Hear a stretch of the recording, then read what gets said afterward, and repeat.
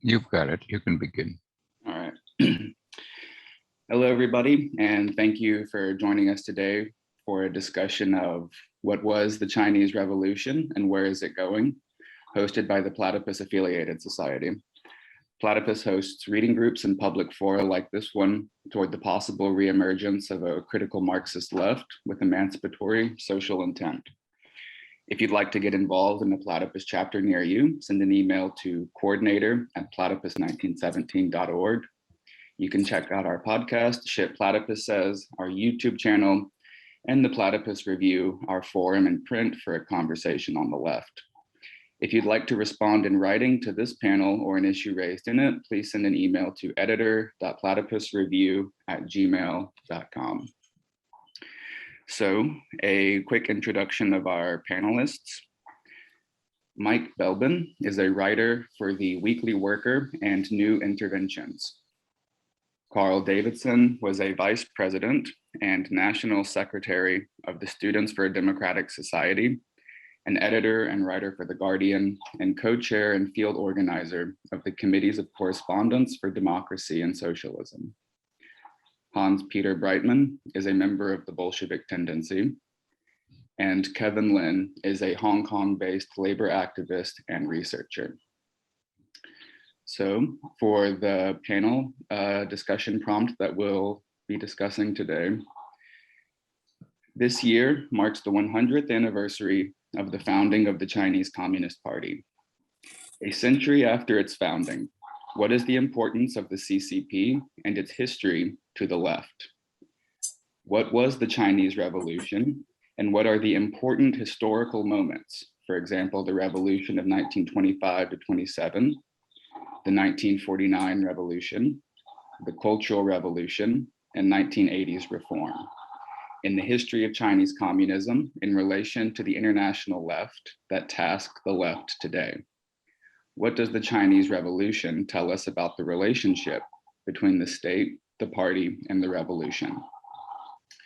So our panelists will each have 10 minutes for introductory remarks, after which 3 minutes or so to respond to each other. And then we'll open it up for questions from the audience. So, Mike, do you want to take us away? Yep. Thanks, Kevin, for inviting me onto this discussion. I hope what I say will be penetrating and interesting to people, and I look forward to them talking about the revolution, Chinese Revolution as well to me. Okay, how is it that the Chinese Communist Party is still there when the Soviet Union and other state Marxist societies have gone? Why is it so firm in its resolve, yet flexible enough to survive? A veritable platypus of capitalist and socialist characteristics. To pinpoint the foundations of the Chinese CP, we have to go back to its very formation in 1921 and beyond, and consider, 1, international attitudes towards the use of the state economically. 2, domestic attitudes to the state, especially in Chinese reform movements at the turn of the 20th century. And lastly, the lack of a substantial working class as a popular basis for the communists, with the adaptation of Marxism to this. Since the 7th century BCE, we know from documents that the Chinese have always assumed a close relationship between the state and society. Confucius, for one, promoted an ethic of proper behavior within an overall hierarchy, from court to village. But like Emperor Ashoka of India and Constantine in Europe, he wished to affect conduct, not the mode of production. In the late 19th century, China, while dominated by foreign firms, tried to build up self-strengthening, particularly by investing in an arms industry. One Asian society that set an example was Japan, which under pressure to modernize had set up a combination of the state and large firms. Like Germany, it was a second league capitalist power that found the key to rapid modernization in the state, in state-led modernization. This, of course, was a distortion of classical capitalism and the law of value, but not a suppression of it, as would occur in China and the Soviet Union. In the China of the early 20th century, however, the concern of reformers was with the culture that held China back. One reformer, Liang, a teacher, went in 1903 to the United States in order to study, amongst other things, the Chinese immigrant community. He found not the active citizens he was seeking, but politically passive traditionalists. Even in San Francisco, he wrote, they were too attached to the village, region, and the ancient culture. He went on, we can only accept despotism and cannot enjoy freedom. If we were to accept a democratic system of government now, it would be nothing less than committing suicide. The Communist Party was founded in 1921 as part of a general response to the Versailles Treaty. Chen, one of its founders, admired Liang and other reformers for their focus on changing the Chinese mind and aiming to establish a strong national state. Mao Zedong in 1935 confessed to Edgar Snow that as a young man he had worshipped these thinkers and had read and reread their works. In February 1927, it was Mao who prepared a report on Hunan province, where the peasantry had risen against the warlords and government forces. Mao concluded, several 100 million peasants in China's central, southern, and northern provinces will rise like a fierce wind, a tempest, a force so swift and violent that no power, however great, will be able to suppress it. He would often fall back on such spontaneity later, as in the Great Leap Forward and the Cultural Revolution, though not to the extent of rejecting the party's leading role. In April of the same year as Mao's report, the party's rival in nationalism, Chiang Kai-shek of the Kuomintang, decided he wanted no more allies on the left, either inside or outside his organization. In Shanghai and Wuhan, he conducted the first purge, elimination of people for reasons of political faction. In April, there were hundreds of arrests and executions among these islands of the working class. The communists left the cities and began to work in the countryside. The result was the party based itself on the peasantry rather than the working class. When in China in 1978, Deng Xiaoping became leader and introduced market practices, he was continuing the Chinese flexibility that came with not being a class-based politics, but a national politics of mental reconstruction. Mao's concept of contradiction also showed how flexible, how opportunist a state Marxist can be. In his essay on contradiction of 1937, he writes of non-antagonistic contradictions. That is, for example, a contradiction between town and country, which under a socialist society may not change, which means that it's no longer very serious. In the 1940s, with the lack of a strong Chinese capitalism and domestic state in the face of imperialism, the party managed to seize power. And ever since, it has managed to wield it arrogantly and indeed recklessly. But it now suffers the same challenge as in the West from an educated and resentful public. This makes for instability, if not revolution. And as in the capitalist state countries, because control had seemed so much easier not so long ago, the loss of it is liable to make the rulers tetchy. The party's foundation and experience then contains a lesson we might well learn from. when the party is cut off from the class, a party which sees achieving hegemony as imposing mind control, rather than, as Antonio Gramsci saw it, a creative educational experience, then they do so at the risk of becoming an autocracy. Thank you. Was that 10 minutes? You still got some time. All right, but if those were your remarks, thank you very much, Mark. Okay. So now I'll move to Carl.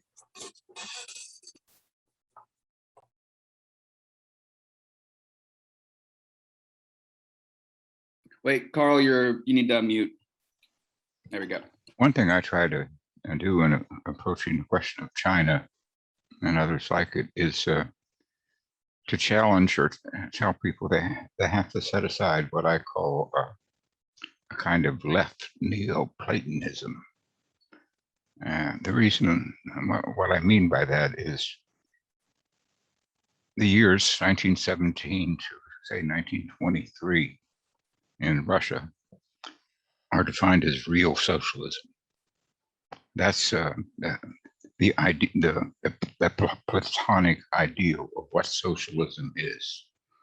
And so then, with that in your mind, you go around and you try to fit everything to try to match that Platonic ideal. And you can come up with all kinds of different things: deformed worker states, degenerate worker states, all sorts of deviations from the Platonic ideal of everything that happened in the USSR from 1917 to 1923.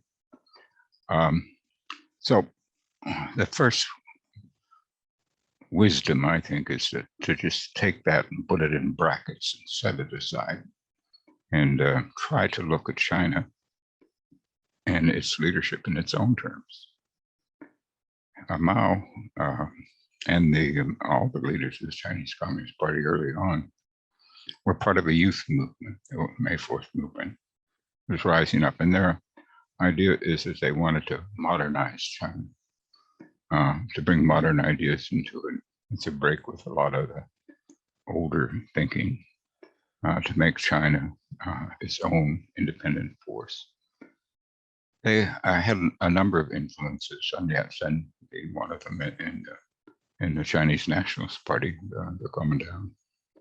Also, interestingly, John Dewey went over there during that period and actually gave lectures on democracy and so on at Beijing University when Mao was working in the library.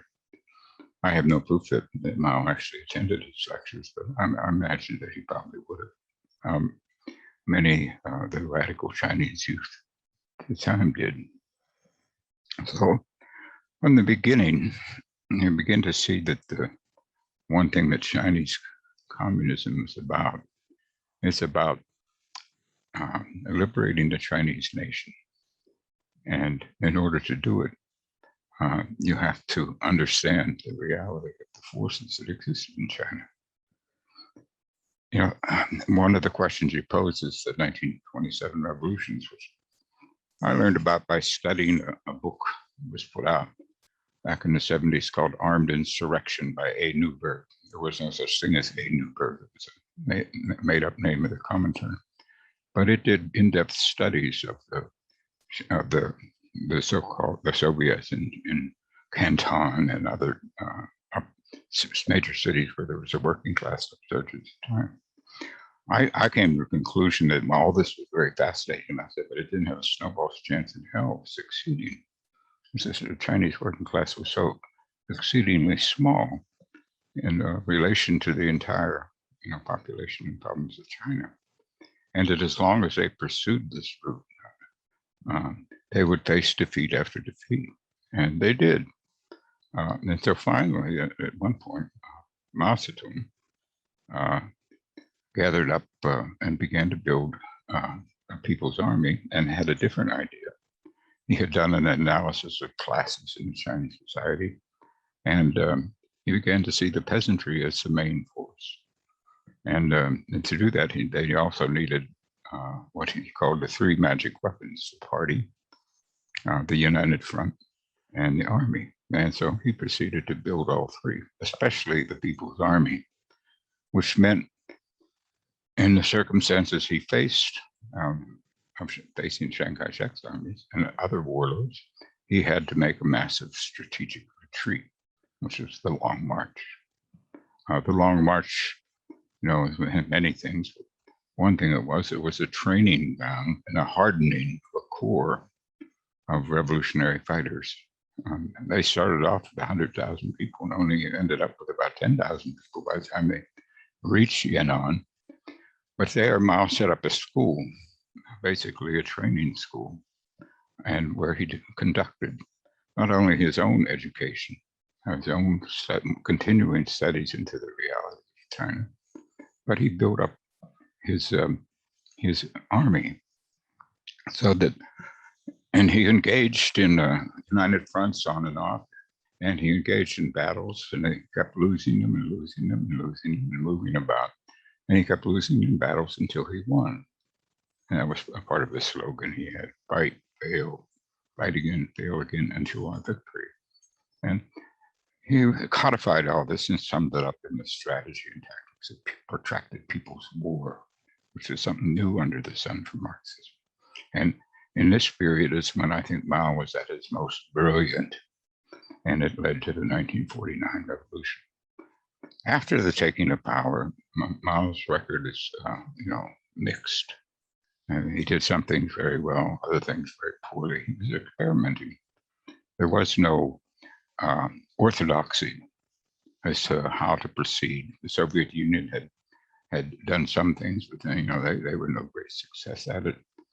Mao was also basically his own thinker, the Comintern had tried to intervene and give him all sorts of guidance and advice along the way. And basically, his idea was to send Stalin a birthday card and thank him for his guns and money, but basically take his advice and throw it into the garbage can. And you can say that, they won mainly by ignoring Stalin's advice. Anyway, the ups and downs of the period then, it led him to launch the Cultural Revolution to try to. He felt that the class struggle continued under socialism, which is a very good idea. Socialism was a mixed society, still had many classes in it. And he tried to fight the backward ideas and bombard the headquarters in the party. I'll try to shorten things a bit. When I came back, I've been to China a couple of times, and one time I came back, my mother asked me, well, what was it like? I said, well, Mom, like walking into the future and the past at the same time. I said, the basic reality of China was a village in the countryside. 90% of China, at least when I was there. Now it's much different. And I said, when I went to these villages, I saw old women working as beasts of burden, much the same way they had 5,000 years ago, from sunup to sundown. I said at the same time in these villages, they had established equality for women. They had a children's palace, no matter how small, in every village. They took care of the children and gave them great educational opportunities and so on. So what is this contradiction? How does this translate to a level of abstraction? It's a contradiction between backward productive forces and advanced social relations. So who was it who said that this was the main contradiction in China? It wasn't Mao Zedong, it was Liu Shaoxi and Deng Xiaoping. Mao was arguing that the main contradiction was between the bourgeoisie and the party and the people, broadly speaking. And he played the Cultural Revolution out until finally it came to disaster. Whatever good intentions and positive things it made established early on, in the end, it brought China to the brink of civil war. And luckily, through Zhou Enlai and Deng Xiaoping, Mao had finally had fired Deng Xiaoping down to the bottoms a number of times, finally brought him back. Deng Xiaoping is actually a very good Marxist. Most people have never read him. I have. Anyway, when he came back and through Zhou Enlai, he managed to start China on accomplishing the tasks of the bourgeois revolution, which was to industrialize China and create a proletariat. And through his reforms and a mixed economy, that's what he's done. So China is now finally a country where 50% of the workforce are proletarians. So if you want to build socialism, this matters. It matters a great deal. And the Chinese party, by also attending to improving people's living conditions, has maintained the mandate of heaven. The vast majority of the people support it. And it's moving forward with considerable successes, as we can see. Thank you. That sums up my. Thank you so much, Carl. And now Hans Peter.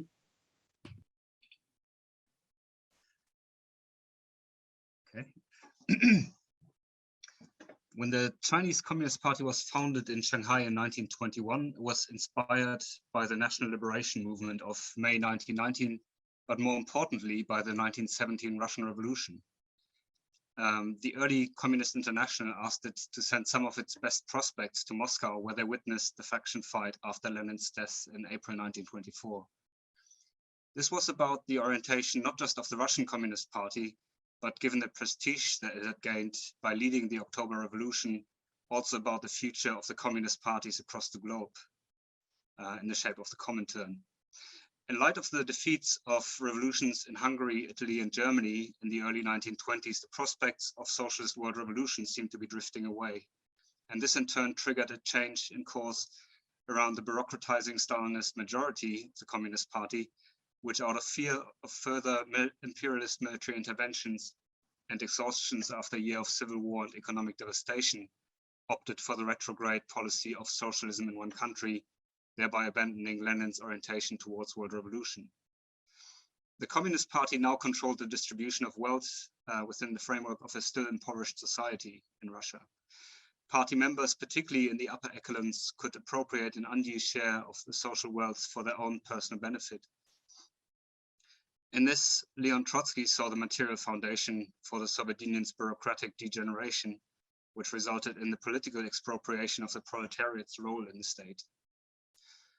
The policy of socialism in one country, with its basis in bureaucratic pessimism of the possibility of international revolution, was accompanied by an orientation of peaceful coexistence with imperialism. This new orientation led Moscow to view the Communist parties primarily as local instruments of its foreign policy needs. Invoking peaceful coexistence as a viable long-term prospect was aimed at reassuring the imperialist world that the Communist parties in their countries would no longer pose a revolutionary threat. In many cases, the Communist parties were instructed to drop revolutionary activity in favor of class collaborationist policies, which paralleled those of the Mensheviks prior to the October Revolution. Developments in the Soviet Union had a direct impact on the events in China in 1926 to 27. There was considerable ferment, as other speakers have commented, among the peasantry and the numerically small but militant proletariat, mostly concentrated in Shanghai, which engaged in uprisings against the warlords who acted as compradors for multiple imperialist powers. The Comintern instructed the small Chinese Communist Party to enter into an alliance with the bourgeois nationalists of the Kuomintang, which amounted to the complete political subordination of the communists to the Kuomintang leadership, including seizing publication of its own press in order to not offend its bourgeois partners. As opposed to this, Trotsky proposed that the Chinese proletariat led by the CCP should seek to ally with the poor peasantry with the aim to overthrowing the bourgeoisie, the warlords, and their imperialist masters. In order to achieve this, Trotsky advised the Communist Party to retain its political independence from the Kuomintang. In April 1927, for a brief period, workers took control of Shanghai, which shocked the Kuomintang leaders.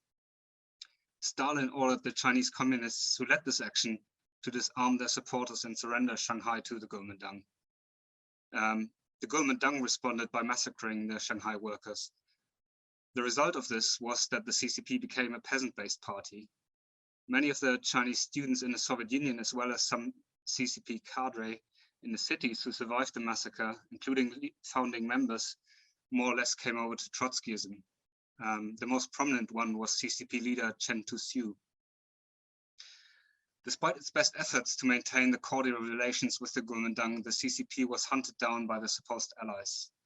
It entered into a protracted guerrilla war against Japanese imperialism and the warlords, and after World War II managed to overthrow the corrupt Kuomintang regime headed by Chiang Kai-shek, whose survivors fled to Taiwan, Hong Kong, and Macau.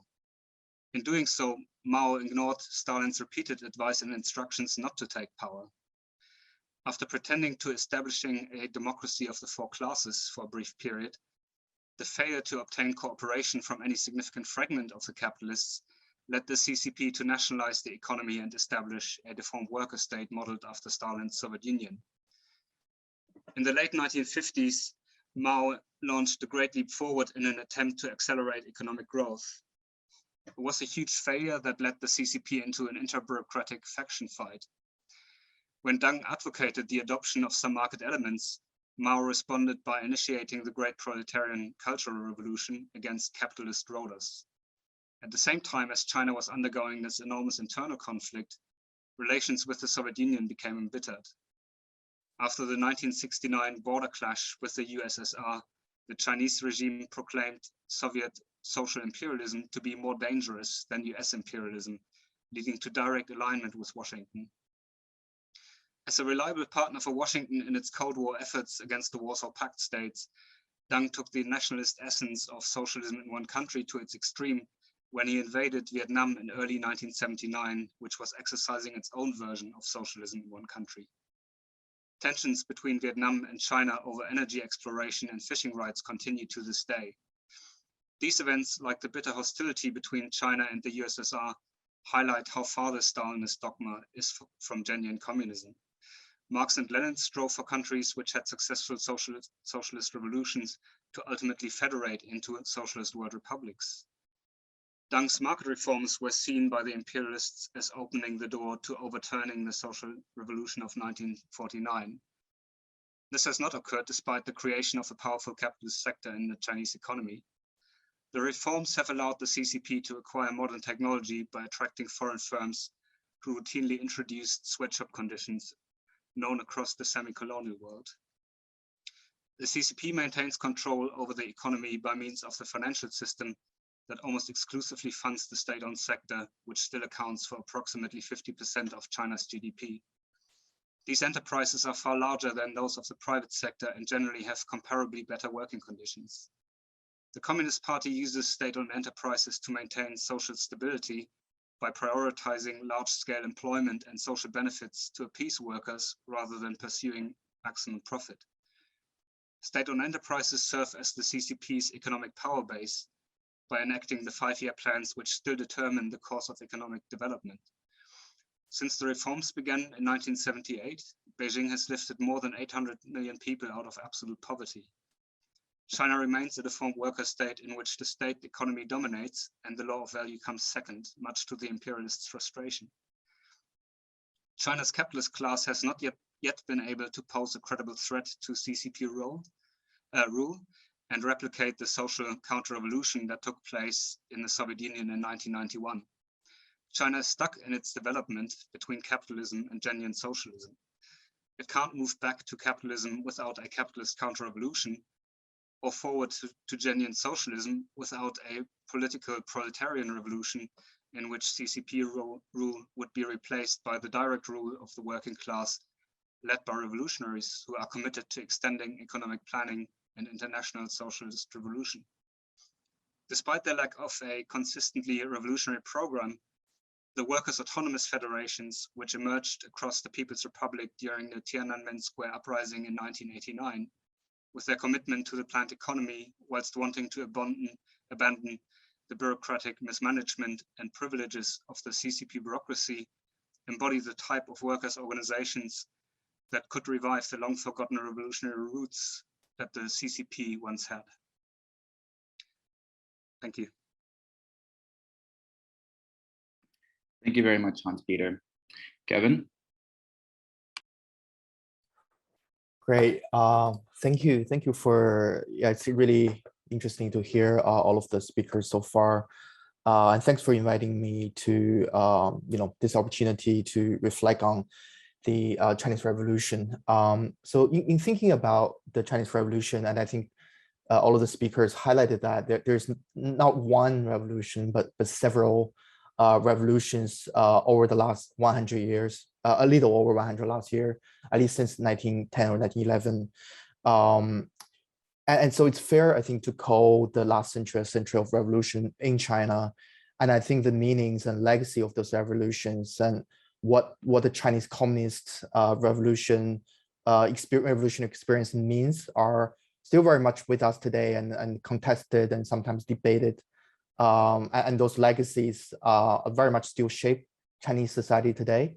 I think concepts, ideas, references to what happened in the last 100 years still shape the political discourse and understanding in China today.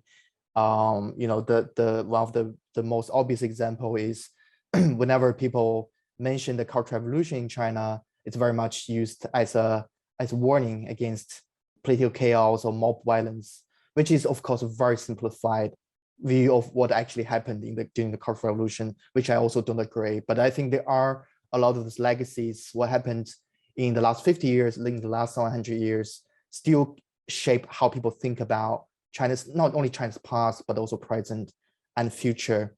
And I think, of course, there are opinions are still divided both within China and outside of China about the meaning and legacies of the Maoist era from 1949 to 76. Some people want to avoid a repeat of the Mao era at all costs, where others look back with nostalgia, and some people even go further and look for inspirations from the Maoist period, including some young people in China today. So in what follows, I would like to offer a few preliminary remarks and reflections of the last, if you will, the revolutions of the last 100 years. But I want to preface this by saying that I approach these issues not as expert of Chinese history, even though it's something I've studied and continue to read on. I very much offer these thoughts as someone who is grappling with these issues, with these legacies of Chinese revolutions and what they mean today as activists, as someone on the left. So maybe I should say a few sentences about myself and how I approach this. So I grew up in the 1980s and 1990s in China, in mainland China. And at the time, revolution was already felt a distant dream for my generation. And of course, after, there was a lot of discrediting of the revolutionary experience already by the 1980s. And by now, of course, a lot of the history has been very selectively erased. Of course, some are selectively revoked, but a lot of that revolutionary experience was selectively erased from popular memory or popular discourse, popular discussions. And of course, for me and many of my friends in our generation, when we were very, very young, our teenager years, revolution is something that we shied away from. It's something that we thought is too complicated and too difficult to grapple with. Then I got interested in labor rights issues, worker struggle in China, and I've spent the last decade or more studying, monitoring, discussing what worker struggles in China means for China and of course for the world. And a lot of this discussion sort of brought me back to thinking more about the Chinese revolutionary experiences. So here are just 4 brief points of my reflection. This is not very sophisticated. It's not sophisticated as the previous 3 speakers. So beg for forgiveness on that.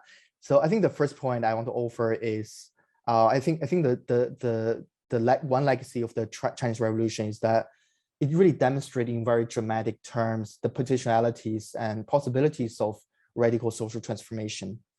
Within a lifetime, just a couple of generations in China, China has gone through, as I mentioned, several social and political revolutions and social upheavals.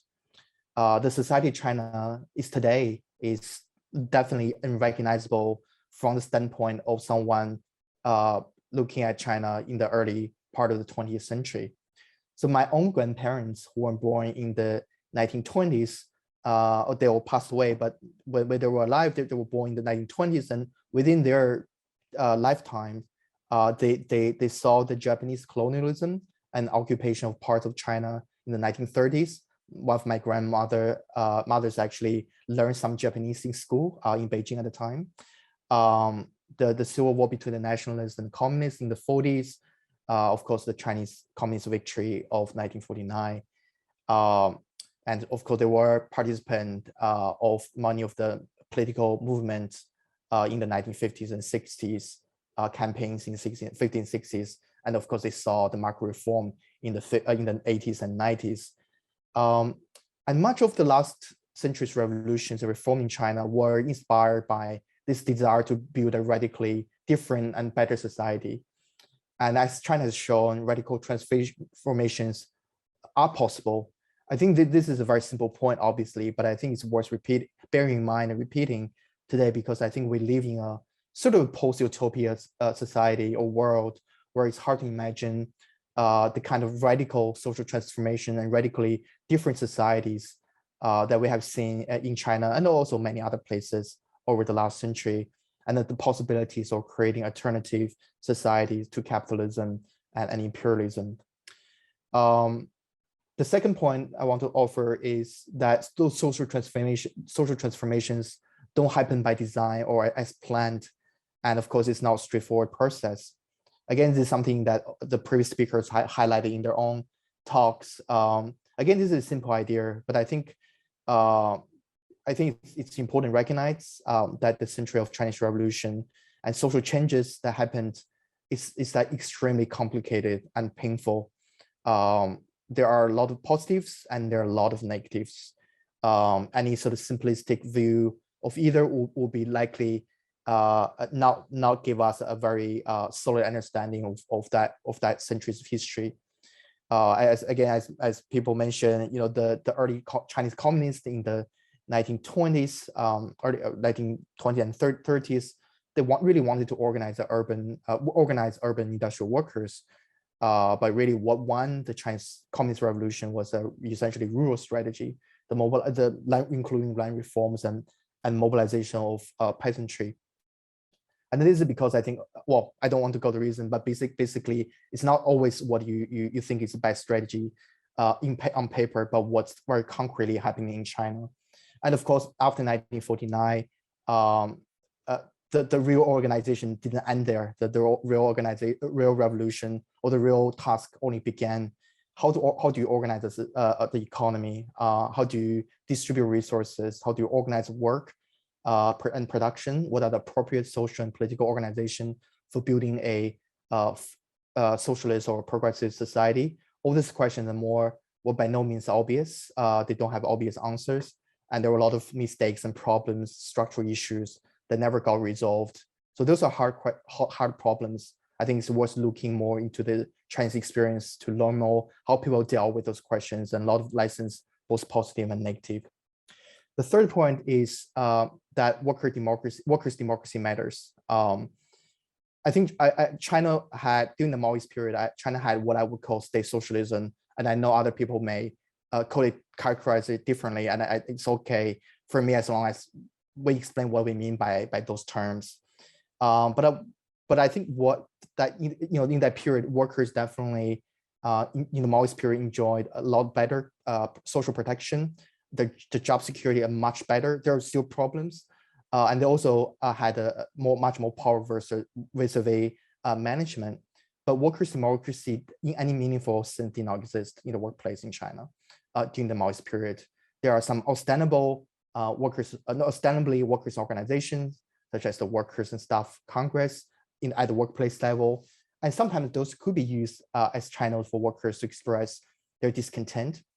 But overall, there was no democratic run or self-management by workers of those factories or the economy. I think it's not enough to just have state ownership. What I think is really important is genuinely public ownership and workers' self-management of their workplace.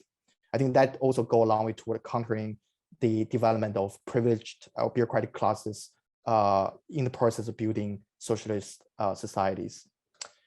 The fourth and last point, I have 1 more minute, is really how to think about the fact, again, some speakers already mentioned that, how do you think about a Communist Party still in power? They not only brought about capitalism, but succeeded in making China the second largest economy, and may soon to be the largest economy, and one which that provide actually most of the global economic growth over the last decade. It's too tempting not to refer to the fact in recent years, there has been a somewhat revival debate about whether China is socialist or not, or at least maybe it's not capitalist, it's something else. If it's not socialist, at least it's not capitalist. Without going to the debate here, I think it's important to understand the history of the last few decades to really look at the Chinese transformation, the exploitation of labor, and the integration of China into the global system of capitalism. And I just end with 2 sentences. I think I want to hear by saying, I think there's a lot to learn from the Chinese revolutionary experiences, both good and bad. I think compared to the Russian Revolution, there's very little attention to that has been paid to the Chinese Revolution. In some ways, the Chinese revolutions are even more important because their legacies are directly impacting not only the lives of 1.5 billion people in China, but billions and more globally. Understanding their experiences in China, I think will prepare us on the left to navigate sometimes the very fraught terrain that we are on today. Thank you so much. Thank you very much, Kevin. We will now be moving into some speaker responses, and to the audience, you can begin formulating your questions and put them in the Q&A box. You'll also have the opportunity when we turn to raise your hand and pose your question vocally. So quick couple of things. Mike, just to kind of review, Mike, you were talking about the foregrounding the background in imperialism and state-led modernization, and emphasizing the party cut off from the class.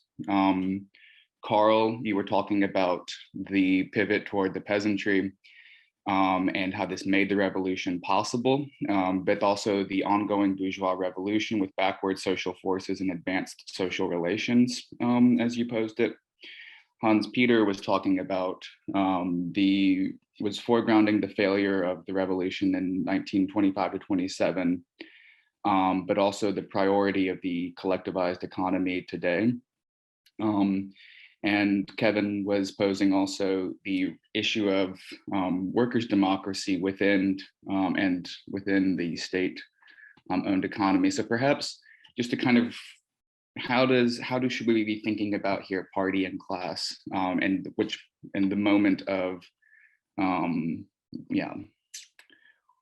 these 1920s moment and this post-Soviet moment, which seem to be both there. And please respond directly to each other. So Mike, you can go right ahead. Well, okay, thank you. Yes, I think that's a good summary, Clint. I started from the question, which other people have dealt with, which is, is Chinese communism an imitation of Stalinism? Right? Is that how we describe the problem? That they were Stalinist and they've got more flexible later, but they're really just copycats, right? Or maybe they've copied the best aspects of Stalinism. And I think that the Chinese Communist Party started from Chinese reform ideas about building a strong national state, right? That was the proviso. That was, so it wasn't, they weren't borrowing from foreigners or even Marxists, but going with the idea of a strong state, which of course happened in other Asian countries as well, and also lately. So when I talk about state-led modernization, I'm talking about state direction, not socialism. You can have state direction in both Koreas, North Korea and South Korea. You can have it in Japan. Japan had it. State direction and moderation of some kind. It doesn't abolish capitalism, but it is more advanced than the idea of classical capitalism. Now, I see China as a drawing on that legacy, the legacy that already began with Japan and Germany Of course, it mixed it with Marxism, right? And also with the Marxism that Mao produced, which is basing the party on the peasantry. Because as we say, there was a lack of a large working class, and a lot of them have been eliminated politically anyway. So the Communist Party moved into the countryside. So the thing is, I think, yes, they borrowed some things from Stalinism, but their main interest was to build a strong national state. And you can see that on all kinds of occasions, like in 1971, where although they had a lot to say about national liberation struggles, they supported Pakistan when Bangladesh began to initiate a national liberation structure, because it was in the Chinese state's interest to support Pakistan against a national liberation struggle. And in fact, the Communist Party of India, which was allied with the Maoists in China, failed, sort of had a great problem with that, and they just ebbed away. They were destroyed as a party because China, in its own interest, its own state interest, supported Pakistan, the Pakistan state. So Deng saw that in order to continue building a strong state, they needed to introduce certain capitalist reforms, right? Now, that brings its own problems, right? Why capitalist reforms without democracy? And of course, we know there's a response to that in the last 20 years or whatever. But the Chinese Communist Party drew on the legacy from those reformers and others who wanted to build a strong Chinese state. And that's consistent and it's continuous throughout the life of the Chinese state. Thank you. Thank you, Mike. Thank you. Carl? I'd like to make 2 points. One is about the Chinese Communist Party. The idea that it is somehow detached and living way up in the sky somewhere apart from the Chinese people is wrong. The Chinese Communist Party is, humongous. Nearly 90 million cadres, people. 1 out of every 12 or 15 people in China are members of the Chinese Communist Party. The Chinese Communist Party exists everywhere, in every institution, every factory, every church, every art museum, every daycare center. There is a cell of the Chinese Communist Party, including in the capitalist firms. Sometimes they're open, sometimes they're semi-open, and sometimes they're secret. But there's not a single institution in China that doesn't have a cell of the Chinese Communist Party. And they are from top to bottom, and so they're intimately connected with the people. Now you can say, well, maybe they ignore everything people have to say. That could be. And undoubtedly, in some cases, it's true, because we know some of the leaderships of it get purged and thrown out, corruption and all sorts of things. I visited Mondragon one time in Spain, and they had a saying when you first got there: "This is not paradise, and we are not angels." Well, you can say the same thing about China. This is not paradise, and it's not run by angels, but it is run by the Chinese Communist Party. And don't you ever forget it. That's one of the with Chinese characteristics. It's written into the Constitution. The second point I'd like to make is on the question of peaceful coexistence. Peaceful coexistence started with Lenin. He was the one who first put it out. He understood very well that eventually, to build socialism, you're going to have to replace capitalism.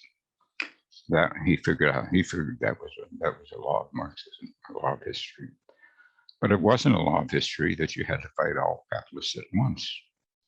And so that's why he put out, started the policy of peaceful coexistence, to make arrangements with some capitalist governments as opposed to others. And it continually developed in various forms over the years, up until the Bandung Conference, when it was written as a principle into, the findings of that conference by Nehru and Zhou and I, and then finally into the UN Charter. There's one country in the world that finds it extremely difficult to observe the 5 principles of peaceful coexistence, and that's the United States, my country. And so I think it's very good, an organizing principle for a peace movement, to make use of the 5 principles of peaceful coexistence and try to hold our government to them. And I likewise think it's a good idea generally. I've been disabused of the idea that we are going to have world revolution by having the Red Armies march into other countries. I don't think it's going to happen that way. And I think history has shown that whenever somebody does try to happen, it doesn't turn out well. The countries, the socialist revolution in each country is going to be the work of the peoples in that country themselves. They can learn things from other countries and get some solidarity and support and so on and so forth, but it's really up to us. And we're not going to have the Red Army march around the world and liberate us all. I think that's a Neoplatonist delusion. Thank you, Carl. Hans-Peter? Yeah, maybe I pick up with the first point, with the last point that Carl made. I don't think anyone is suggesting Red Armies marching to countries or occupying capitalist countries and forcing the population to turn communist. What I was referring to when talking about world revolution was the idea behind the early Comintern, i.e. building a world party of communist parties, all dedicated to socialist revolution, obviously all within the framework and operating in the current circumstances of their given countries. And so rather than having a very clear directed framework enforced on them where they have to all do one thing in the same way at the same time, they'd rather obviously adopt what is necessary in a given situation in their own countries, but cooperating. And it has very practical reasons, this kind of revolutionary internationalism. And I think the failure, and I think it's incorrect to say that Chinese communism is entirely separate from the Soviet experience. One might ask why the Chinese Communist Party even called itself Communist Party if they didn't take into account what the Soviet Union did. The Xi Jinping himself uses the term opposition to historical nihilism, which clearly builds positively on what he sees as Lenin's and Stalin's and Mao's experience. So there's quite clearly that link in that history that we can't ignore. But internationalism is relevant because you can't, if you want to build a communist society in the Marxist meaning, which is not necessarily limited or can't be limited to a nation state. You need raw materials from all across the world, as the Belt and Road Initiative is an attempt to do that within the broader framework of the world market. To get those, you need expertise and technology that has been developed in other countries. And yes, you can, that is currently being done by means that Carl hinted at, which is trade with capitalist countries. And yes, Lenin obviously was in favor of that in the absence of successful revolutions in those capitalist countries, but he also, acknowledging that didn't mean to him that you therefore drop building the communist parties in those countries. And I think the framework of the new economic policy within the early Soviet Union is a useful blueprint, obviously on a far larger scale and in different historic circumstances right now, to understand the way that the Chinese economy works. As in, we still have state control at the center. The Chinese Communist Party determines who is allowed to invest in what areas and economic sectors in the country. and yeah, wants to utilize capitalist sort of the hyper exploitation but also the productivity growth that comes with capitalist development, which they weren't able to enforce in the state-owned economy to the same levels. And so they're toying around a bit with trying to use a bit more work discipline even in the state-owned enterprises, but at the same time they need to hold on to these state-owned enterprises because they are the economic power base of large parts of the CCP bureaucracy. And if they give up that whole sector, and that's what our financial pundits all across the world were hoping that would gradually happen after the introduction of Deng's reforms, then ultimately that state-owned sector would be so eroded, and there would be a Communist Party faction similar to that of Boris Yeltsin in the Soviet Union in the late 80s and early 1990s, who then say, you know what, we just privatize all these state-owned enterprises, take it in our own hands. Obviously, that's on a tiny scale happening in China, and there's probably 10 years ago there was more of a there's been a backlash against that, where the broader population said this is corruption and so on, and then she starts this big anti-corruption campaign and tries to rein in the most obvious excesses of CCP bureaucrats enriching themselves at the expense of the state and so on. Thank you, Hans-Peter. Yeah, I'll leave it there. We can bring it up more in discussion. And Kevin? Okay, great. I actually don't find anything particularly I disagree with. I think I would just elaborate on maybe one point about the, for lack of a better word, flexibility of the CCP over the last 100 years, since we're talking about 100 years of their funding. Definitely that the party changed from not just in the last 30, 40 years. It changed from 1920s to the 30s and 40s. Again, as some of our speakers have already highlighted, the Communist Party of the early 1920s was very different from the Communist Party of the 30s and 40s. And again, post 1949, the Communist Party was again not the same. In many ways, maybe we can get into in discussion. And of course, the Communist Party of today is radically different from that of the 1960s and 70s. As probably almost all of us, or maybe all of us know, you absorbed a lot of millionaires and billionaires into the party, while also disciplining other private capitalists. I think it's by that very flexible adaptation that the CCP has managed to survive for this long. Of course, this is not a defense of CCP. I'm just making the observation that I think the CCP today and what it means to be a Chinese communist and what Chinese communism means is unrecognizable from 50 years ago or let alone 100 years ago. And I think, there's one way looking at the CCP and state. I think the other thing that for me is very important and central is looking at class. And for me, it's looking at the working class. The working class has changed also dramatically over the last 100 years. Again, the working class in the 1920s is different from the state, mostly state working class or state sector working class with the 50s, 60s, and 70s. And today, the state workers in SOE, in state-owned enterprises, are not the same as the state workers of the 70s and 80s. This is something I did my research on before by visiting state-owned factories that have been, so there are privatized state-owned factories that are already become private enterprises, but there are also restructured state-owned enterprises, which are including some of the largest corporations actually today, right? There are state-owned banks, state-owned petroleums, corporations, etc.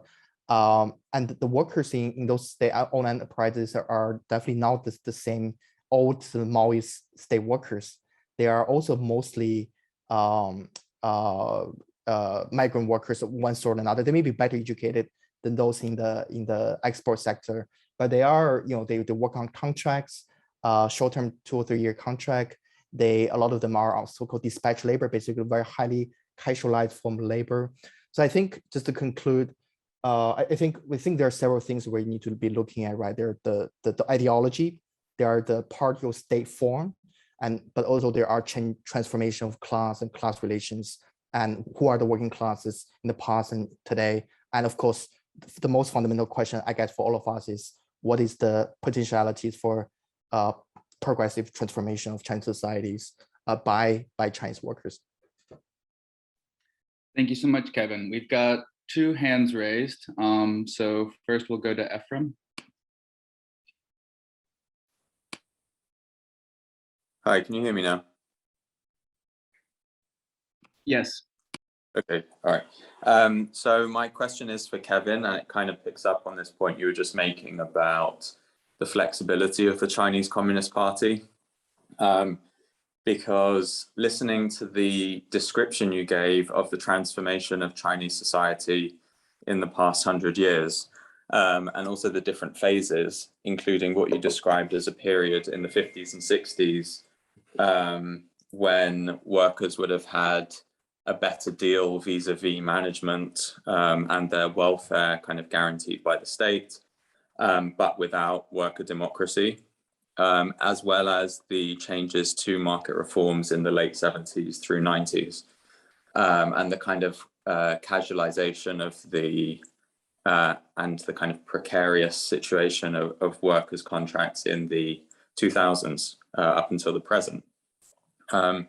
Sounds very familiar, sounds very similar to how leftists would describe the history of, say, Britain, where I am in the past 100 years. And so I guess my question is, there's a question of whether the flexibility of the CCP is leading world capitalism towards socialism, or just following the trends of world capitalism.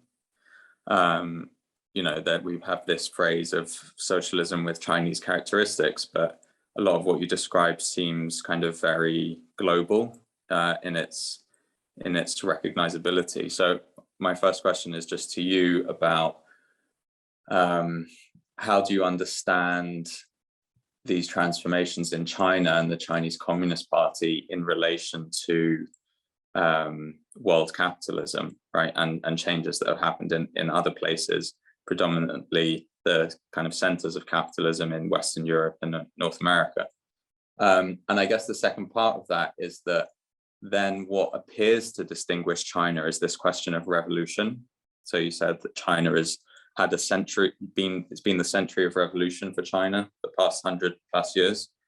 And I guess the question, and obviously we're talking about the party, and the party needs to be considered not as an end in itself, but as a tool for revolution. And so the question then becomes, what is revolution? How are we actually classifying revolution versus just, say, regime change? Because also the changes that happened in Britain, for example, could and are sometimes referred to as revolutions. The revolution of the welfare state in 1945 and the revolution of Thatcherism in the 80s. So they just seem to be revolutions, but without a kind of similar kind of role of a party or state seizure or violence even. So how, I'm not endorsing those characterizations, but how do you and perhaps the other panelists characterize revolution, and how do you understand the relationship between the party and revolution? Thanks.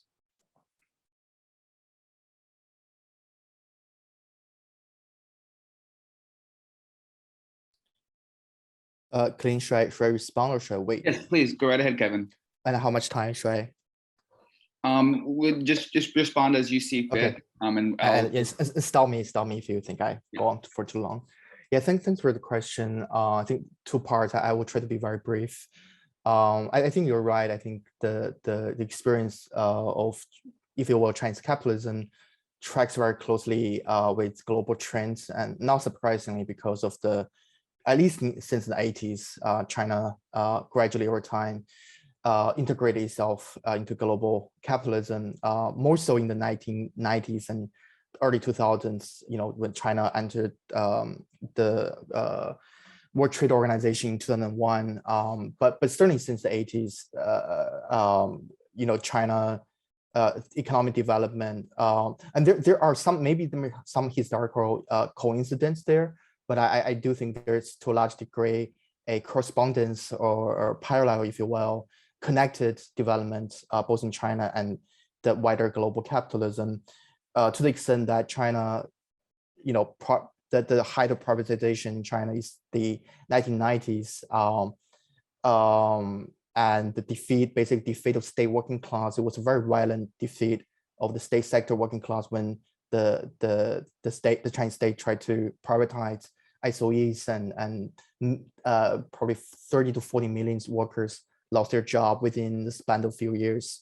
So there was a lot of resistance and violent repression against state sector workers. And then that allowed, in many ways, the introduction of much more casualized and precarious labor in the 2000s. And that trend even intensified, accelerated in the 2010s.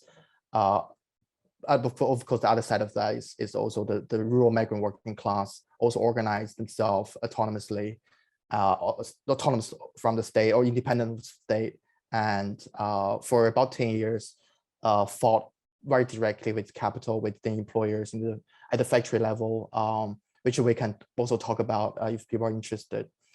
To the second part of the question very quickly, I think, what revolution, I will leave that question maybe to other speakers, because I don't think I can define that within just a couple of minutes or even more than that. But I think what's interesting now is, people, sorry to bring this up to date too much, is, the talk of common prosperity in China. And I've seen articles both from the left and right and anywhere in the middle, anywhere in between, in the middle, talking about this is Chinese going socialism or going back to socialism or whatever. Some people would say this is always socialism, right? So, but for me, those specific measures, if you look at closely, are very pragmatic responses to capitalist crisis that have been accumulating in the last 10, 15 years. Again, we can go into details if we want. I don't want to take up too much time here, but they are not a program towards socialism, but they're trying to address specific crisis within capitalism. And I think there is, Xi Jinping just published maybe 2 weeks ago, a speech he gave maybe back in August, but only published in the last couple of weeks in the party journal, Qiu Shi, is a theoretical Communist Party journal, in which he tried to explain what common prosperity means. It basically boils down to some social welfare, but not too much, because if there's too much social welfare, it will breed lazy people, and we don't want to lazy people. We want more equal distribution, maybe, but that should not be at the expense or at the cost of being lazy or being not productive. So this is very much a very moderate reformist a major. It's by no means socialist or revolutionary. I would end it there. Mike and Carl. Yes, I think that's a very good question. What is a revolution? What is radical transformation? I mean, in fact, what Kevin just described there could be described as what happened in the 1940s in Britain. Some social welfare, going after prosperity. So that must have been a kind of revolution. Also, in the 1930s in Russia, what Stalin was doing, that was a revolution, wasn't it? Because it involved change of the economy. It included state direction. So it was like socialism is the state direction. So, was that a revolution? The law of value, classical capitalism, had disappeared. So we have to refer to the Stalinist revolution. Interesting thing, when the Bolsheviks started, what they wanted was world revolution. That was the aim. Right? I can't see when the Chinese Communist Party was ever committed seriously to world revolution. I mentioned the example of supporting Pakistan in the 1971. It's always that China always had national interests, which the CCP was backing up. And of course, it's not interested in that. It's interested in that now. The reason why it's in Africa and other places is to build up for a Chinese state national interest. And although that has involved statism, transformation of the economy, yes, and the disappearance of the law of value, that is a revolution like Stalin's revolution, right? And as Marxists, we have to distinguish between the workers' revolution we want and what these other revolutions, these part-way revolutions, have corrupted our sense of what a revolution is. Carl? One thing I'd like to encourage people to do, borrowing from Dong, is to emancipate our minds. If you took all the writings of Marx and Engels and put them on a bookshelf, it would be about 14 feet long. The last 6 inches of that would be their ideas on what a future socialist society might be. There's lots of things that once you've taken power, that it will do you absolutely no good to go back to the classics. After Lenin's death and Stalin coming to power, and he shut down the NEP, he had faced the task of feeding the workers and bringing about revolution in the countryside. He had no classic to guide him, really. He had to make it up, and that's what he did. He made it up. He made it up as he went along. The liquidation of the kulaks class, and the Sovietization of industrial. In some ways, the Soviet Russian agriculture never recovered from it since. He made it up. He made up all kinds of shit, and they can declare the law of value gone all they want, but it wasn't. They can say that there were no markets in the Soviet Union or any other socialist country, but every socialist country has markets in them, whether they're called black markets or tiered markets. The markets preceded capitalism and will go beyond capitalism. That was Deng Xiaoping's insight. So I think we have to emancipate our minds and try to study China today in its own terms. They are sinifying Marxism, and they are developing a new Marxism based on their conditions. And they have the vast majority of, even if you say 10% of the Chinese Communist Party are serious Marxists, you've got some 8 million Marxists there working away at applying Marxism to their own country, more than all the rest of the Marxists in the world combined. And my view is that they have something to say about it. And we would do well to try to listen to them and try to learn something new that's going on under the sun. I think that,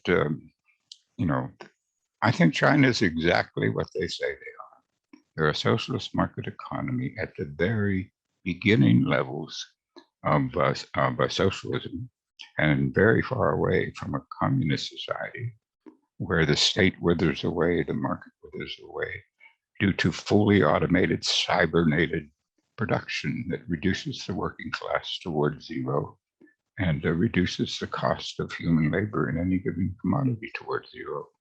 That's where communist society can begin to emerge.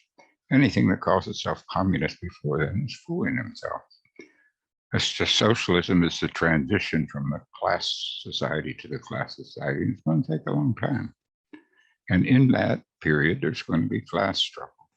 There's going to be there's going to be a bourgeoisie, there's going to be a proletariat, and other classes in between.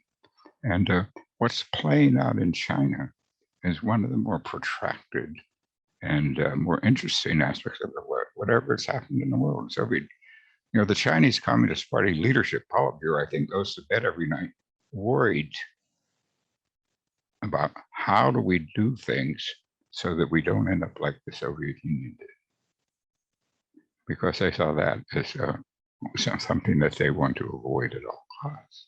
So I think that's the big problem they worry about. And I think that worker democracy and all these are all very good aspirations.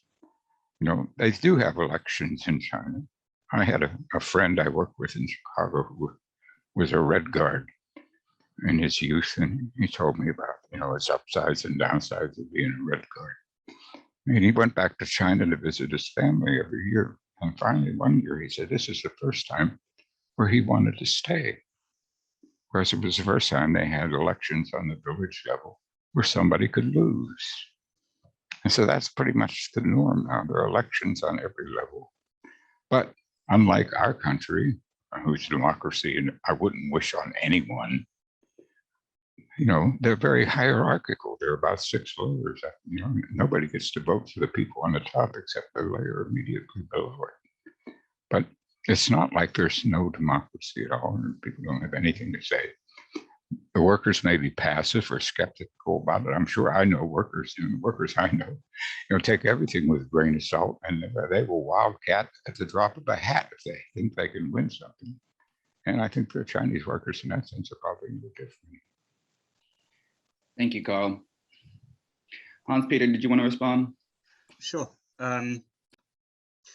Well, according to Marx, a social revolution, and I think that's the one that we are interested in talking about here, is one where a social class overthrows the state power of the current ruling class, which again is based on a specific mode of production, in order to introduce a new mode of production. And I think that's the introduction of a new mode of production clearly occurred in China in 1949. The distortion there is that the movement that brought about this new mode of production, which is fundamentally proletarian, was brought in by a movement that was sociologically based on the peasantry. But there was a very clear situation in China. They overthrew the Kuomintang. They were the Chinese capitalists fundamentally at that stage.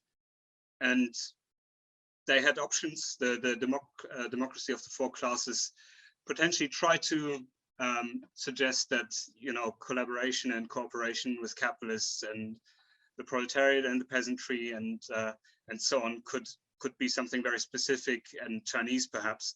But ultimately, very quickly, they fell in line with the Stalin Soviet Union, which was, unlike capitalism, was a bureaucratically planned economy, and so that was introduced, and that obviously swept into power the Chinese Communist Party. So there's a direct relation between the Chinese Communist Party and the specific mode of production we have in China today. Obviously, just like and I do think that Chinese, and I call it Stalinism because I think structurally it's similar. Obviously, they have their own ways of expressing certain ideas, but fundamentally the idea of peaceful coexistence, of socialism in one country, which they call, the fight for rejuvenating the Chinese nation and so on and so forth, the idea behind it is just the same as Stalin's formulation of socialism in one country in 1924. So that raises the question of, okay, where are they now? Because and I disagree with Carl. I think that obviously you need to understand the classics and Das Kapital and so on in order to understand the law of value, because that is fundamentally what describes the structure of capitalism. If you don't do that, then you haven't got any idea of what comes after. And the idea of Marx very cautiously outlined, and he hasn't got a full book or multiple books on the economic system after revolution, and I don't think he wasn't a utopian. He just said, these are the broad strokes that we need to introduce, which is the collectivization of the economy by freely associated producers. Under Stalin, the producers weren't necessarily so freely associated anymore, but they were associated by the Communist Party and by the will of the Communist Party. So what we have in China today is experimentation, just like in the early Soviet Union, with market measures to a limited extent, with an awareness, because otherwise they wouldn't have to the CCP wouldn't have to worry about 1991 and Gorbachev and so on, which she openly does. That there can be a capitalist counter-revolution, i.e. the generalization of the law of value in Chinese society. And I don't want that, because that would fragment and destroy the Communist Party rule. And so they're veering and trying to balance capitalist measures and state collectivized measures without really democratically involving the working class. To an extent, they sometimes do it. They sometimes do it in a limited way by the state-controlled trade unions, where they say, "Okay, things are going a bit too far here. You need to introduce higher wages and so on and so forth." But by and large, the role of the ACFTU, the state-controlled trade union federation, is one of ensuring that production carries on and is not in defense of the working class. So, to use another Marxist term, that the Chinese Communist Party plays a Bonapartist role in the state in trying to balance, to maintain its own control over the economy by balancing working class interests against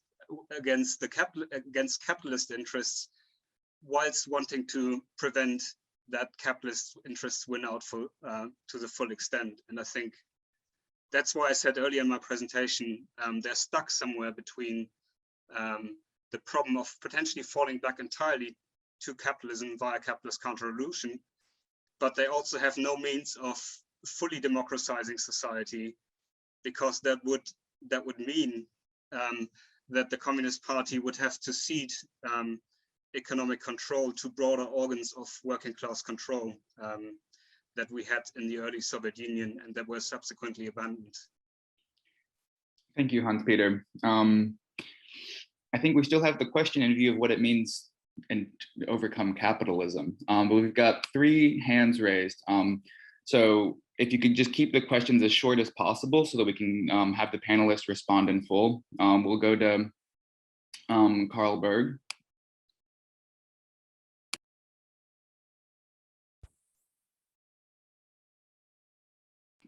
Carl?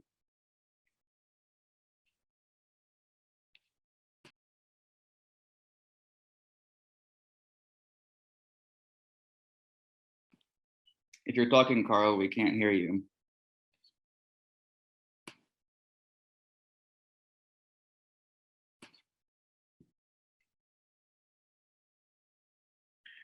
Do you perhaps want to pose your question in the chat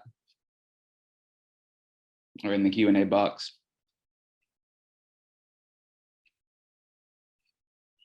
All right. And then Kevin, who is doing the tech, you were next on the list. Yep. So first of all, thanks to all the speakers. It's been a very informative and lively discussion so far. I wanted to pick up upon a point Mike Belbin raised and maybe follow up on it into a question to pose to the other 3 speakers, and then maybe hear from Mike after the 3 of them have responded, which is that, classically conceived Marxism's agenda was, world socialist revolution led by the advanced metropolitan countries, right?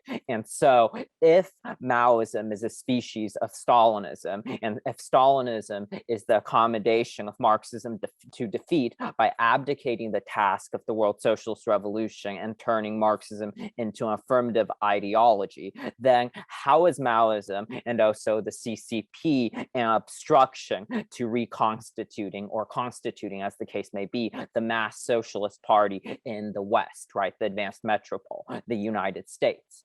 And so that's the question. That brings to mind the 1956 moment, right? Many people in the New Left left saw the Sino-Soviet split as possibly opening up the possibility of constituting the mass socialist party in the West by the new left's moment, but this came to pass and did not happen. And so I want to also figure this the question I have with the 56 moment in mind. How did Maoism and also the CCP in that moment go from being potentially an opportunity to constituting this party in the West?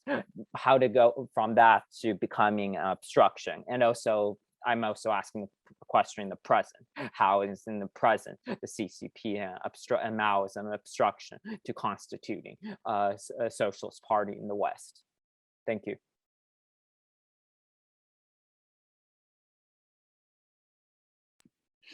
Yeah, go ahead, Carl. I took a class in Beijing on the question of the Comintern, and I took it twice. Once when the gang was in charge, and another afterwards. And it was very interesting. You know, I learned about the 10 two-line deviation, 10 two-line struggles and various deviations. I won't go through them. The committee of the returned Bolsheviks and all this and that. But when all is said and done, I asked them a question. I said, "Well, what do you think? Should we have a new Comintern? How do you sum up the old?" And they said, "Well, we haven't summed it all that well yet. You know, in some ways we have to study it some more." But they said they think it had a fatal flaw, which is that no matter how much you tried to avoid it, there was a big brother party. And that big brother party would have undue influence in all the little brother parties and would divert them from what they needed to do most, which was to try to unite Marxism with the conditions in their own country and to develop an American Marxism, a British Marxism, a French Marxism, or so on, that understood the conditions in their own country as number one, and not to see some international line, you know, set up, you know, passed by some international meeting in Moscow as to what their strategy and tactics should be. So I think that I agree with that. I think the idea of having a Comintern is ridiculous. We can have conferences like World Social Forums and things like that, where we can share experience and learn a great deal from each other and so on. But when all is said and done, if you want to make revolution, you've got to deal with the forces at hand in your own country. Nobody else is going to do it for you.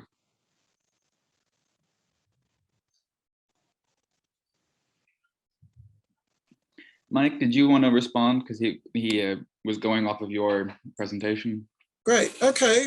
I think Hans Peter has advanced this a bit, because he's, you know, focusing on the obstruction, which is not the obstruction of the Communist Party in particular in China, but the obstruction of by the idea, Platonic or not, that the disappearance of the law of value, state direction, is what is sufficient for the world socialist revolution. And of course, the whole 20th century proves that it was not. You can have a post-capitalist society, which you did have in China and Russia, right? Which was both were afraid of workers' democracy. And like the early Bolshevism, you need a commitment on any party anywhere, not as armies invading other people, but as parties linking up with each other that favor internationalism and workers' democracy.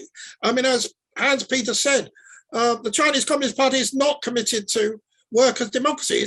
It's committed to a few elections here, but not of the major leaders, of course, and the dominance of the party.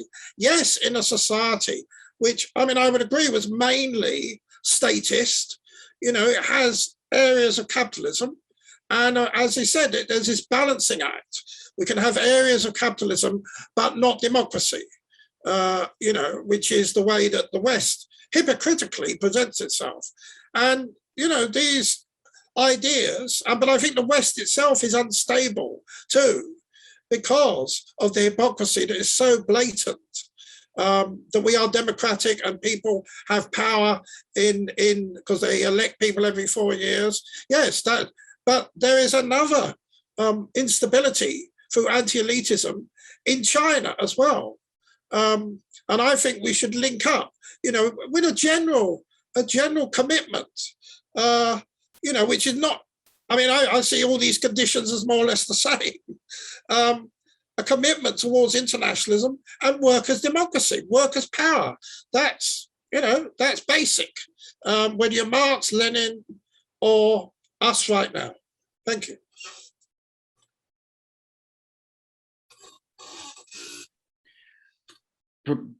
Hans Peter or Kevin, did either of you want to respond? Perhaps just briefly to reframe the question. We've got the issue on the table where the legacy of the Chinese Revolution could have been revolution in the 1920s in Britain and China at the same time. But it appears that the legacy of the revolution is Western Maoism and the Chinese state and this collectivized economy. So how does that pose the question of how the left should be thinking about revolution today?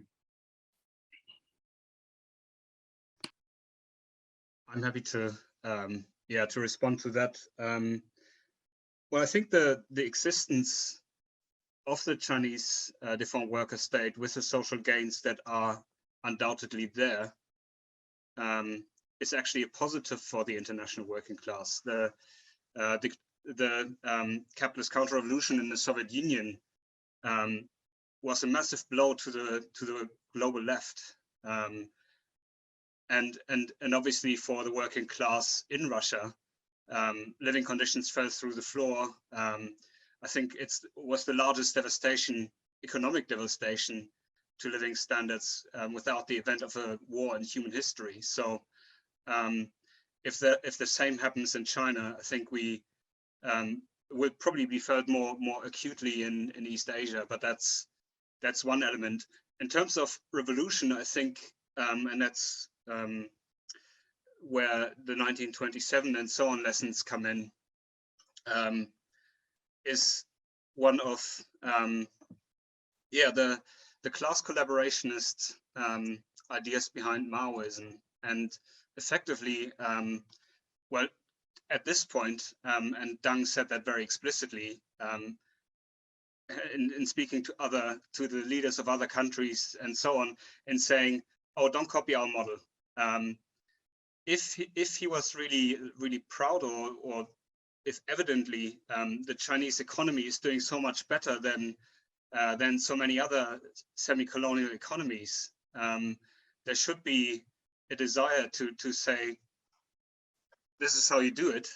But the problem there is that in order to achieve what China has achieved in terms of poverty alleviation, it requires a social revolution. And I think that takes us back to an element that Kevin mentioned earlier, the reception in broader Chinese society of the Cultural Revolution as an idea of chaos, instability, and possibly threatening Communist Party rule in China itself, whereby any workers' uprisings that would bring about worker states elsewhere in the world would potentially, if they manage to do that with on the basis of sort of workers' council structures and so on, and would pose a problem for the Chinese Communist Party, because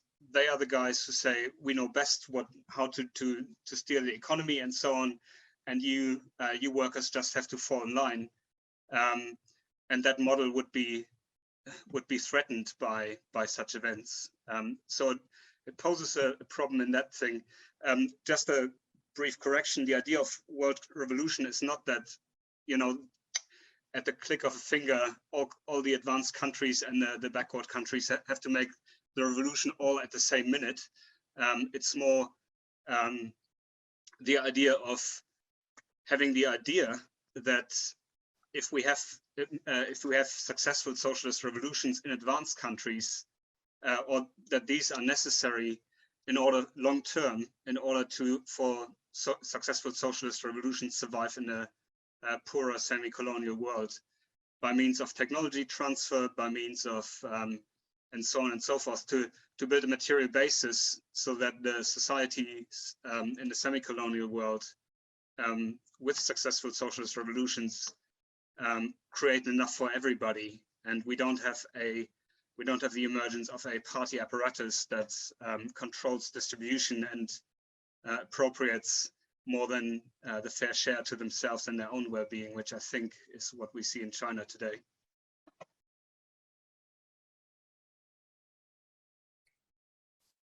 If I can add to that, I think I would, in both thinking about the Chinese experience and revolutionary experience, and thinking about conceptualizing what revolution is or is going to look like, I will still put, as others have said, workers at the center of it. If there were only a few million workers 100 years ago in China, industrial workers, there are now several hundreds of millions of workers in China. Just only a few years ago, the Chinese urban population surpassed China's rural population. So there are more people living in the cities than in the countryside. And the vast majority of them obviously are workers of different sorts, right? Factory, service, etc., public sector. And that's powerful. There are, of course, a lot of constraints. There are a lot of state repression. There's still a lot of self-organizing that should be happening among workers. But I would still put workers and their potential to organize against both state and capital at the core of envisioning what revolution looks like. So I start with what's happening on the ground. I try to think about, okay, how do we conceptualize workers' power in China? And I think that the same goes with analyzing any other countries in terms of any potential for radical social change, right? You start with where we are in terms of where working class are, both again the potentials and the limitations, and then you sort of think, okay, this is where people are. What are the next steps that would further empower workers, or that would take workers to gain more political or economic or social power? That's where I would start, and that's where I would look at when I think about revolution. Thanks, Kevin. We'll take 2 questions from the chat, and then we've got 2 more hands, so I think we'll be able to wrap up in time. So Tom asks, what significance for the possibilities of post-capitalism in China do speakers ascribe to the internal migrant system? And then a bit more generally, how do the speakers think the lack of workers' councils as the form of social governance impacts on the possibility of China moving towards socialism? So in terms of those labor relations on the ground.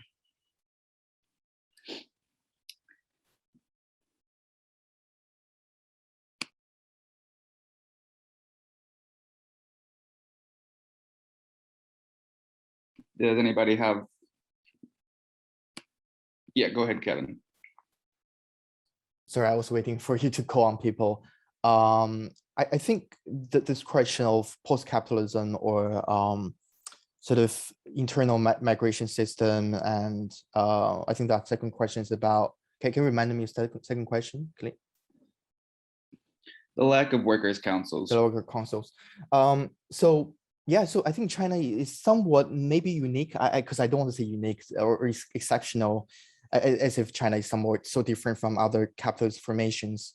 But it's interesting to observe that in China, China has just been through about a decade and a half, 2 decades of very militant worker struggles on the ground, several thousand strikes a year by migrant workers and also other rural migrant workers, and also other kind of worker from roughly the mid-2000s, early 2000s to mid-2000s up into about 2015, 16, when they sort of declines for many reasons, state repression, also the changing structure of the Chinese economy. It began to, like, in a significant way, deindustrialize. So there were almost 2 decades of very militant worker struggle, but there was not allowed, you may argue, or it did not develop kind of workers' organization of its own in the form of either trade unions or mass labor, political labor parties, or workers' council, etc. There's a state obviously controlled, or China Federation of Trade Unions, but of course, as with pretty much all state-controlled trade unions, that they would come in sometimes when there's a strike to mediate, but their goal is really to resolve the strike more than to represent or struggle for workers. The result of this, to summarize, is that Chinese workers have been very militant, very direct. So that's why you see so many wildcat strikes over the last 20 years. But it did not consolidate into, if I will, the broader or bigger social political power, because there's no vehicle, there's no mass organization that translate that thousands of strikes a year into more structured, organized social political power. So there are both potentialities. Again, I want to emphasize, even today, even though the news coverage on strikes and worker struggle have gone down in China, again, for many different reasons, there are still a lot of strikes going on. But at the same time, there are also limits, which we are seeing, which is that those 1,000 strikes have not translated into a sufficient independent power that challenge capital or capitalism in China. But again, I would still put my hope in the self-organizing potential of workers of different kinds. Yeah, I'll pause it there. Carl? Or you go ahead, Mike, and then Carl. I mean, at the risk of repeating myself, but I mean, I like, but when I think of both Kevin's and Hans Peter's characterization of the present period, yes, there's instability. Yes, there's a drive amongst many people to more democracy. Kevin's point about the strikes, but not yet consolidated. So we have to have a drive to supporting workers' democracy and international revolution, which doesn't mean everybody does the same thing at the same time, but you can be committed to the same end. You can have that idea there. And I think the trouble is, the Communist Party of China, is not going to be the medium for those values, as they are afraid of workers' democracy. They are not interested in internationalism. They are a nationalist state project. So we have to reject the party first, and any idea that they are aspiring to something that we want. And how then do we base ourselves on the unstable working class elements? And of course, a lot of working class elements are drifting in all kinds of political directions, and that can be depressing. But, that's what we get to. The same old ideas of workers' democracy and international revolution. Okay. Carl?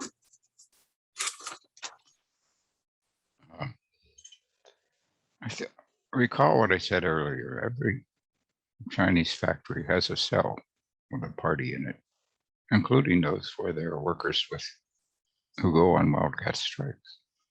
It's not like the party's absent. The party's right there next to it. Likewise with the union.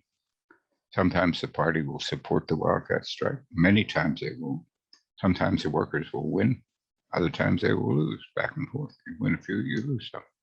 And workers will continue to struggle. So I don't expect that to change. China is too large and too diverse to have that kind of control. It's better to have people rise up and protest and correct things.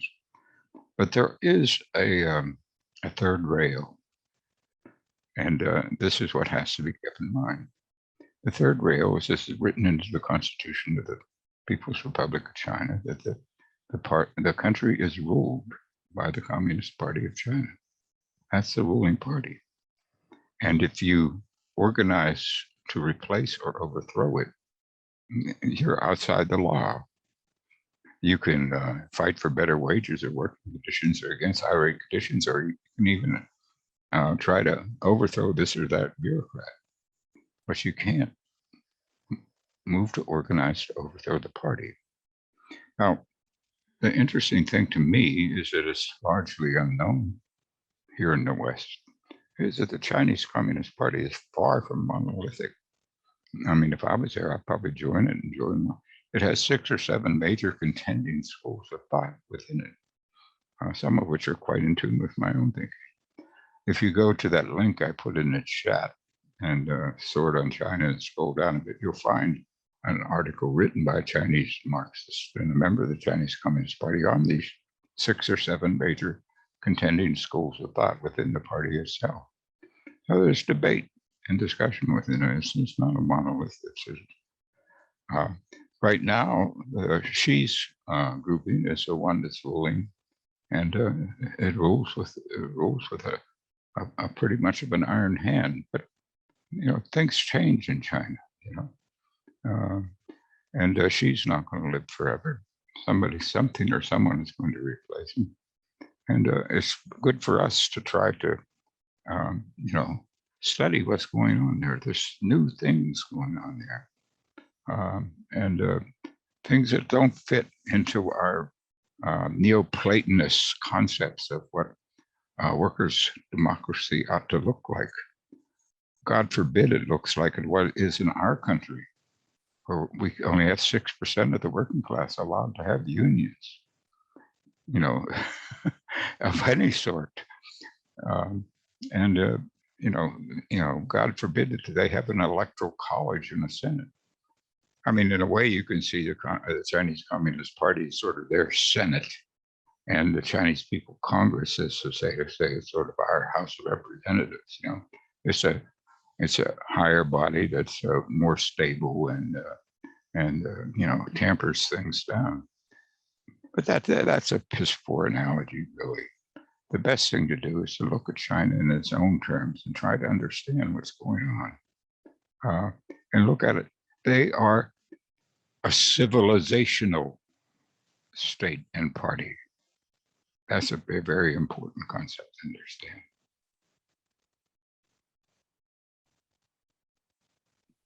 Did you want to respond, Hans-Peter? Sure. Yeah, I think maybe I start with Lenin on the NEP, in which he said that trade unions, unlike in China today, Kostang outlawed the right to strike in 1983, I think it was, said that trade unions have the right to strike against bureaucratization, elements of bureaucratization in the state apparatus in the early Soviet Union, and against where capitalist firms within the framework of the new economic policy sort of super exploit and overstep the line and so on. And I think that's pretty much the line that I would take. There can be reactionary worker strikes. I think the movement of Solidarność in Poland in 1981 was a genuine workers' movement to an extent, but with a clear capitalist counter-revolutionary program. They wanted to reintroduce market measures to and abandon the planned economy. And if such a formation emerged in China, I'd be opposed to it, and I think we all should be. But on the other hand, I think similar state to, or another deformed worker state where we've seen the type of revolutions that I think are required in China today as well, was Hungary in 1956, where you had a workers' uprising that clearly committed to the planned economy, but said the Stalinist bureaucracy had to be overthrown, and they did form workers' councils and so on as governmental structures. They still had some illusions in some reform Stalinists in the government as well, which I think the Tiananmen Square, the workers' contingents had as well. But that's the kind of thing, that we should aspire to, in my view, or that Chinese workers should be aspiring to. And yeah, I'll leave it there. All right, and now we'll take a question from Zayu. Thanks, Clint. I wanted to pick up on a point Hans Peter made earlier, which is that the current condition of China being beneficial to the international left, and sort of drawing an analogy to the revolutionary defeatism in the Second International. But I think there is a crucial difference between the Second International and the present, which is that there was an international, and as such, the genuine possibility of a socialist revolution, a global socialist revolution. And relatedly, I think Carl earlier brought up the issue of political leadership, right? Drawing the comparison between Chinese unions and the unions in the US. So I wanted to just pose a very general question to all the panelists, that in what ways how do you think the current condition in China as a opportunity or obstacle to the formation of an international left? And relatedly, is the Chinese question to be solved in China or elsewhere? Thank you, Kevin. And since we're at the end of our time, we can kind of use this to sort of, yeah. All right, Carl.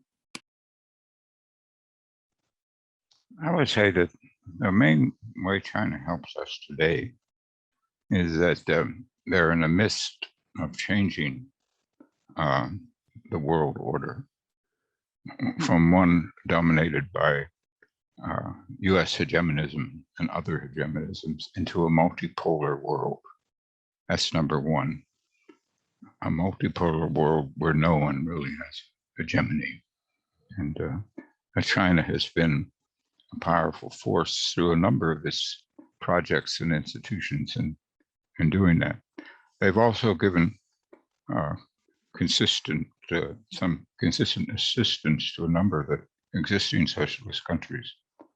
Yesterday it was just announced that Cuba had joined China's Belt and Road Initiative.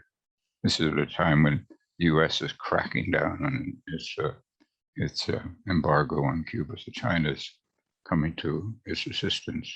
It's done the same with Venezuela and a number of other countries around the world. It's formed agreements and trade agreements and so on, which are mutually beneficial to both sides. And you could say that, well, China's making money on these things. It only is 1 or 2% of their whole GDP. But in any case, there are radical difference between the agreements China forms with other countries than what the classical European or US colonialist or semi-colonialist formed. So China's giving an alternative to the World Bank and IMF and all of that. And that is opening up all kinds of possibilities for advancement of progressive forces. We've seen some of it here in right next to us in Mexico, with the advance of AMLO to the presidency and the Progressive Party. And then it's establishing new and more creative relationships with Cuba at the same time. So by reorienting the entire world order and operating within the principles of the UN Charter and the 5 principles of coexistence, peaceful coexistence, China is doing us all a big favor.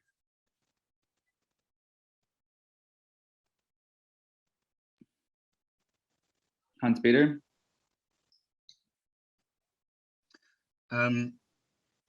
Yeah, I'm not sure I fully understand the question, but I think there's one point maybe that I want to point to, which is that a lot of the Western left believed prior to 1991 that if only the Soviet Union collapsed and so on,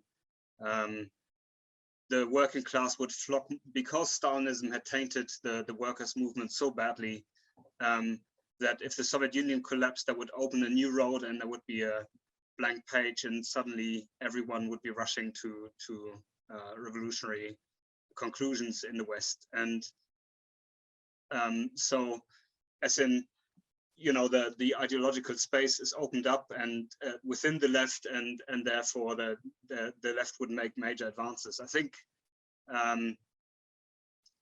it has been evident that that hasn't been the case. So I think that is something to bear in mind. In actual fact, it led to mass disillusionment of people who had illusions in the Soviet Union, but also the broader left, because it didn't just affect the populations within these countries. Being from Germany originally, the DDR, the East German deformed worker state, and its collapse had a direct negative impact on the working conditions in the West, because they described the deformed worker state in the East as the third man on the table whenever there were trade union negotiations, because they provided a certain material, they provided certain material benefits to the working class in the East that you couldn't fall below, because otherwise workers in the West would be attracted to the state in the East. And when that fell apart, it was actually social democracy in the West that railed through the harshest cutback programs against the working class in the West as well. So, so in that sense, that's why I think in the new Cold War, workers have to have a side in defense of the collectivized property forms that we still have in China. But it doesn't mean alignment with the CCP. What it means is that we have to build and establish revolutionary internationalist workers' organizations internationally, which can hamper potentially the war mobilizations against China to the extent that they happen today by strikes. It's not impossible. In the US in 2007, there was a strike, one-day strike, so more symbolic than factual, but against the war in Iraq, where the ILWU went on strike and shut down the ports and prevented the delivery of weaponry to US troops in Iraq. But also in China, as I said, with a perspective for the Chinese proletariat of political proletarian revolution to open the door to a more credible long-term perspective towards genuine communism. Mike, did you have something to say? Yes, try not to do too much. I mean, I agree with Hans-Peter there. I think that's a very good idea. We can align ourselves with certain ideas and the idea of collectivized property, etc. But it would be a disaster to identify with a post-capitalist state as the way forward towards that. And certainly with the party that is the vehicle of that. When the Soviet Union did collapse, why did people stop believing in the idea of the worker state? Because it was identified, Soviet Union was identified with the worker state, with socialism, right? And who connived at that? Well, somebody like Leon Trotsky, right? Who said this is a degenerated worker state and all we need is a political revolution. So he identified the thing as on halfway there. And it seems to me that Carl Davidson is saying, yes, they have aspirations and they're on their way, and let's not be negative and depressed, etc. Well, I say, I look at the history of the Chinese Communist Party and I don't see a valuing of workers' democracy or internationalism. Now, people can argue with that, but I think that's what we have to argue about. I don't want China to collapse. I want it to change, just as I want the capitalist countries to change as well. And they can only do that by rejecting the idea that these worker states, whether Russia or China, were the hope for the future. The hope for the future is in working class democracy and internationalism. Thank you. Kevin? Sure, I'll be super brief since we're over time. Yeah, I think in thinking about post-capitalism, others have mentioned, China is alternative in some way. It is to the U.S. or American hegemony, but the question is what kind of alternative it is. The fact that it is alternative, it doesn't mean it's a good alternative. And of course, well, obviously, we also need to separate, the Chinese state from the Chinese working class or Chinese people in general, right? They're not the same, even though the Chinese Communist Party does have tens of millions of membership. We do have to look at it closely. How many of those members are actually believer of some genuine version of socialism and communism, and how many of them join the Communist Party to advance their career? So I think taking seriously the question of what China is, and I think none of us on this panel, and I guess in the audience too, obviously want want to attack China or for China to collapse. I don't think that's a good idea, obviously, and that will be disaster for my own families and friends. Many of whom are in China. But I think looking at China critically, looking at Chinese state critically, and looking at Chinese capitalism critically, I think that's an important task. I think this is a very fraught time. That's where I end my talk at, is that I think because of the US-China conflict, people tend to look at China somewhat in a rosy or less critical view, because, obviously people leftists based in the US, your first task is to oppose American imperialism. And I fully agree with that. But it doesn't necessarily mean endorsing Chinese capitalism as alternative. And again, I think others have brought up, for example, I think Carl very respectfully brought up, there are, communist parties not monolithic. There are different factions and different views within, and I agree with that. But I do not see change come from within the party itself. I would still look at the workers. And again, most of the workers, I haven't really seen workers making explicit demand to overthrow the party or the state. They're mostly about economic demands and some kind of worker representation at the factory level. That's kind of the extent of the demands for the last about 20 years. There's no workers' demand to overthrow the state, as far as we can tell. And correct me if I'm wrong. So I think that's where we have to take that into account and look at what's happening on the ground to workers and working class. And I think to take cues from them rather than from the party structure or the bureaucracy or the state. I think that's a dead end for any progressive social movement or socialist politics.